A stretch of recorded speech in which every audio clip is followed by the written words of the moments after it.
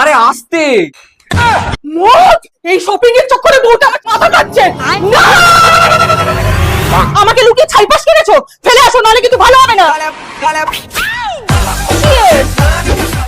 2 বছর হয়ে গেল এখনো বাচ্চা নিচ্ছে না। বলো না, মা বলে বাচ্চা নিতে। ধুর, আমার ছেলেটাই অকর্মা। কি করে দিনের বেলায় তোর মা জ্বালায় আর রাতের বেলায় তুই? কি করে স্যালারি পেয়েছি গো। বউকে দেবে, ওষুধ কিনতে হবে। স্যালারি সবসময় মাকে দিতে হয় জানো না? তাহলে তোমার শপিং তো করবই, কিন্তু ইএমআই তে, আর কাটবে বুড়ির অ্যাকাউন্ট থেকে। বাহ, বাপের বাড়িতে জিনিস না আমার ফটো নিয়ে যাচ্ছে। এই তো বাপের বাড়ি থেকে এসছে। গয়নাগাটি সব তো ঠিকই আছে। মা, এইগুলো রেখে সেম টু সেম নকল গয়না বানিয়ে দাও।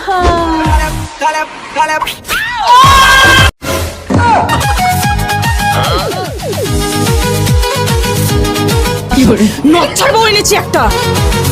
কি করে মা, ওই মোটা হয়ে গেছে তো, ঘরে কোনো কাজ করতে পারছি না, তাই একটু এক্সারসাইজ করছি। কি করে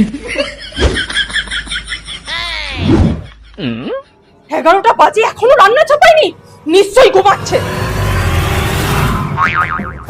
কোথায় গেল?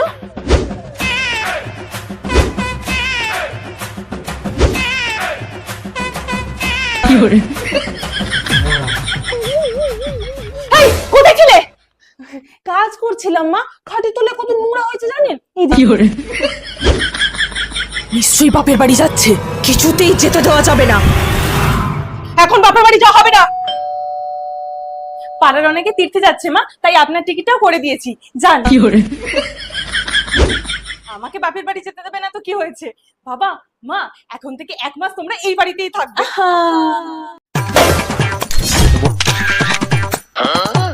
কি হলো? তুমি তো বললে ভাঙতে। ঈশা,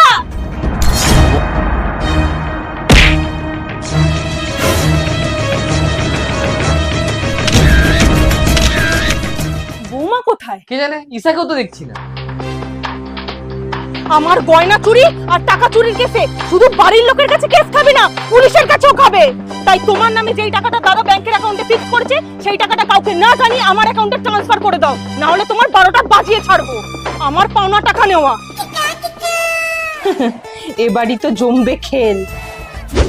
কত লেট করে দিলে বলো তো রান্না বান্না করতে। কই স্যার, এই যে। মানে তোমার নামে যেই টাকাটা দাদা ব্যাংকের অ্যাকাউন্টে ফিক্স করেছে, সেই টাকাটা কাউকে না জানিয়ে আমার অ্যাকাউন্টে ট্রান্সফার করে দাও, না হলে তোমার 12টা বাজিয়ে ছাড়বো। আত্মীয়রা বিয়ের সময় তোর বৌদিকে যে টাকা দিয়েছে সেটা তোর পাও না? হ্যাঁ, আমাদের বাড়ির আত্মীয়রা দিয়েছে, ও কেন নেবে? হ্যাঁ, অফিসার নিয়ে যান। কি করে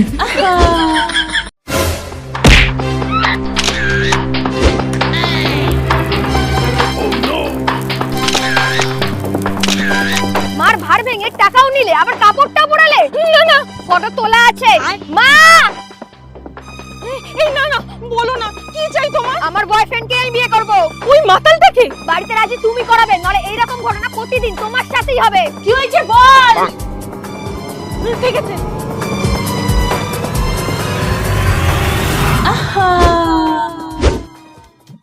বাড়িতে সবাই বিয়ের জন্য রাজি হয়ে গেছে, জানিয়ে দাও খুশির খবরটা।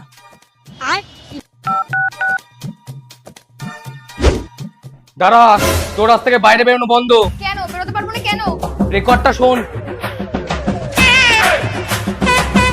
বাড়িতে সবাই বৌদিকে ব্ল্যাকমেল করে আমাদের বিয়ের জন্য বাড়িতে রাজি করিয়ে নিয়েছি। কি করে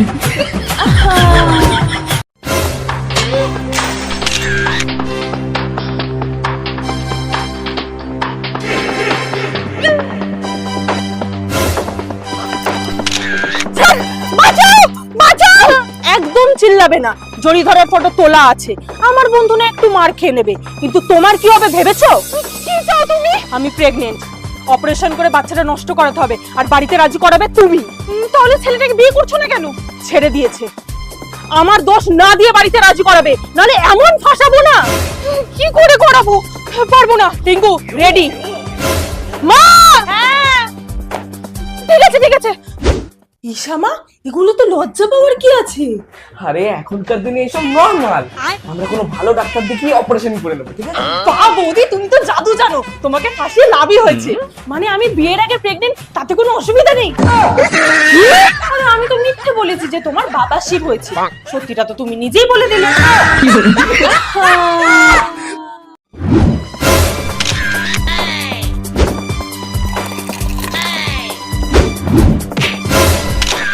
বৌমা শোনো, লাভ নেই, ফটো তোলা আছে।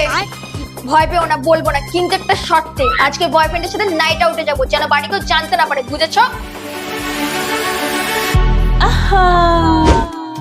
টুম্বা, রাতে তোমার জন্য রুটি করেছি। হ্যাঁ বললাম না বয়ফ্রেন্ডের সাথে নাইট আউটে যাবো, মনে থাকে না? কোথায় যাচ্ছিস? নাইট আউটে? বড়াও। থাক, ও সব বলেছে। তোর দিকে নজর রাখতে গিয়ে এই জিনিসগুলোর ক্ষতি হয়েছে।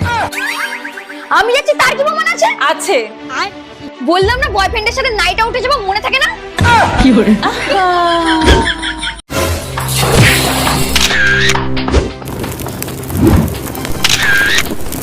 তুমি মায়ের ফেভারিট স্থায়ীতে আগুন লাগিয়ে দিয়ে এখন নেভাবার চেষ্টা করছো? না, ফটো তোলা আছে। মা! হ্যাঁ প্লিজ প্লিজ এরকম করো না। কি চাই তোমার? বয়ফ্রেন্ডের বার্থডে আছে, রাতে ফিরবো না, বাড়িতে ম্যানেজ তোমাকেই করতে হবে। কি হয়েছে? ঠিক আছে ঠিক আছে।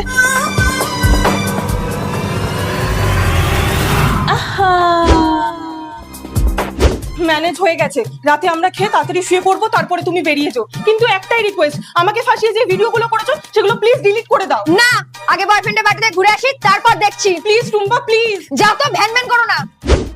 কোথায় যাচ্ছিস? তোর এই মাতাল বয়ফ্রেন্ডের বার্থডেতে?